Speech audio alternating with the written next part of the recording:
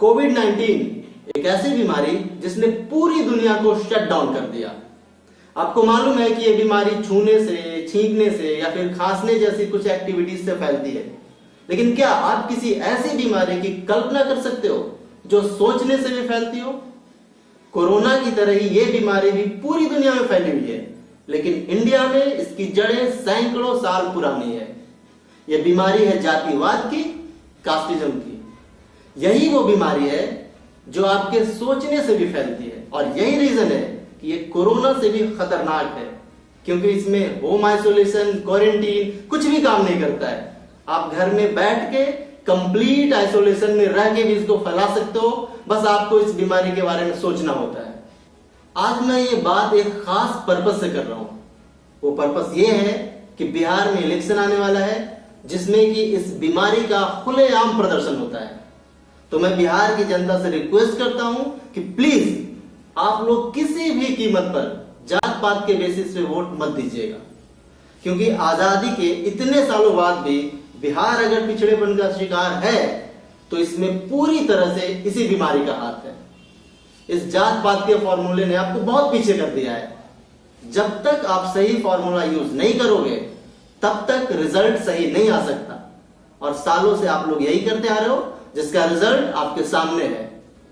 अगर आप जात पात के फॉर्मूले से अपना नेता चुनते हो और वो जीतने के बाद कोई काम नहीं करता है, आपकी समस्या नहीं सुनता है, डेवलपमेंट के नाम पे सोया रहता है, सोसाइटी में जातिवाद फैलाता है, आपको लूटता है, तो फिर आप शिकायत करने के भी हकदार नहीं हो। आप पिछड़ा ही रहो, उसी के हकदार हो। एक बात याद रखिएगा, जात पात के नाम पर चुना हुआ नेता आपको केवल जाति प्रमाण पत्र दे सकता है और कुछ भी नहीं दे सकता। मैं चाहता हूं कि सच को आप खुद समझिए तो ज्यादा अच्छा रहेगा। आप थोड़ा पीछे जाइए और देखिए कि जात पात के नाम पर चुना हुआ नेता आपको या सोसाइटी को क्या दिया है। ये लोग केवल समाज में जातिवाद को फैलाया है और एक दूसरे में नफरत को बढ़ाया है, और इसमें आपका भी हाथ है, क्योंकि ऐसे लोग को चुनने वाले हम और आप ही हैं। इसका आप रिजल्ट भी देख लो। आज ये लोग, नेता लोग, इसको आपसे कोई मतलब नहीं है। ये लोग आराम से आज भी लूटने में व्यस्त है, लेकिन हम लोग घर में बैठकर भी सोशल मीडिया पे जात पात को एक टॉपिक बनाकर एक दूसरे से वर्चुअली लड़ने में व्यस्त है, गाली गलौज में व्यस्त है। अब आपके इस सोच का खामियाजा आपके साथ साथ आपकी पूरी पीढ़ी को झेलना पड़ेगा, क्योंकि ये सोचने से भी बीमारी बढ़ती है, जो मैं बार बार बोल रहा हूं। हम लोग अक्सर नेता लोग को गाली देते हैं कि जनता को लूटता है, ये डेवलपमेंट के नाम पे कुछ नहीं किया, हमारी समस्या नहीं सुनता है। लेकिन इसके लिए जिम्मेदार नेता नहीं है, इसके लिए जिम्मेदार हम और आप ही हैं, क्योंकि वो तो ऐसा ही था। नेता का कोई गलती नहीं है, वो तो वैसा ही था और आपको मालूम था। आप जानते थे कि ये लूटपाट करेगा, ये जातिवाद ही फैलाएगा, लेकिन फिर भी आपने उसको वोट किया, क्योंकि वो आपके कास्ट का था। वो खुद से विधानसभा नहीं पहुंच गया, उसको वहां पहुंचाने वाला हम और आप ही हैं। लेकिन अब जब वहां पहुंच के वो वही कर रहा है जो करता आ रहा था, तो अब तकलीफ क्यों हो रही है भाई? अब झेलो, अब किस बात का रोना रो रहे हो? तो गलती उसकी नहीं है, गलती हमारी और आपकी है। इसकी जिम्मेदारी हमें और आपको लेना चाहिए। जात पात इतनी बुरी तरह घुस चुका है कि आज कुछ लोग अपने नाम के आगे अपने कास्ट का टाइटल लगाने में गर्व महसूस करता है, ऊंचा महसूस करता है, और वहीं कुछ लोग शर्म महसूस करता है, नीचा महसूस करता है। क्यों? कौन बनाया ये माहौल? आपने, आपकी सोच ने। कैसा बवंडर फैल चुका है, जरा आप सोचो। हम जात पात के चक्कर में इतने बर्बाद हो चुके हैं कि हम कुत्ता को भी वोट दे देते हैं अगर उसके गले में मेरे जात का पट्टा बंधा हो, और उसी कुत्ते के गले में किसी और जात का पट्टा बांध दो तो उस जाति के लोग उसको वोट करने लगते हैं। मतलब पट्टा बदल देने से कुत्ता हंस बन गया क्या? कुत्ता तो कुत्ता ही रहेगा। लेकिन यही हो रहा बिहार की पॉलिटिक्स में। कोई नेता क्रिमिनल है, जातिवादी है, लेकिन फिर भी आप उसे इस बेसिस पे वोट करोगे कि चलो कम से कम वो मेरे कास्ट का तो है, मतलब आपके कास्ट का है, तो उसे आप क्रिमिनल या फिर लुटेरा नहीं बोलोगे, वो आपके लिए भगवान हो गया। ऐसे लोग किसी भी जाति का हो, वो सोसाइटी में क्राइम ही फैलाएगा, जातिवाद ही फैलाएगा। यही इसकी पहचान है। मतलब ये कितना सिंपल है समझना, कितना आसान है इस बात को समझना। इसमें कोई रॉकेट साइंस है क्या? It's very simple. सालों से आप लोग जाति का फॉर्मूला यूज करते आ रहे हो, कुछ फायदा हुआ नहीं। इसलिए अब जात पात से निकलकर काम और ईमानदारी के फॉर्मूला को अपनाइए और उस पर वोट कीजिए। कोई भी बड़ा परिवर्तन करते वक्त थोड़ा कष्ट जरूर होता है।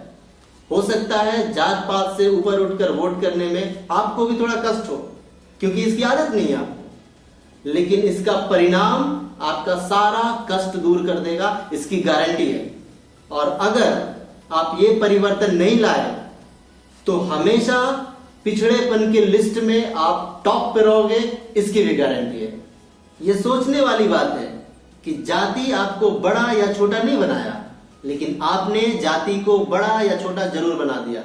फलाना जात बड़ा, फलाना जात छोटा। तो अगर आप लोगों ने इस बीमारी को फैलने से नहीं रोका तो आप क्या क्या झेलोगे, इसकी मैं आप भविष्यवाणी सुनाता हूं, वो भी पूरे लाइफ टाइम गारंटी के साथ। आपको इस बीमारी की मार जिंदगी के हर पहलू में झेलना होगा।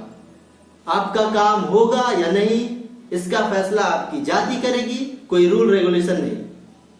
आपको इंसाफ मिलेगा या सजा, इसका फैसला आपकी जाति करेगी, कोर्ट नहीं।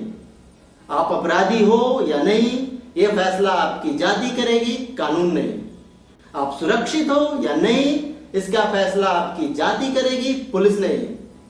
आपको और आपके पीढ़ी को मेहनत का फल मिलेगा या नहीं, इसका फैसला आपकी जाति करेगी, टैलेंट नहीं।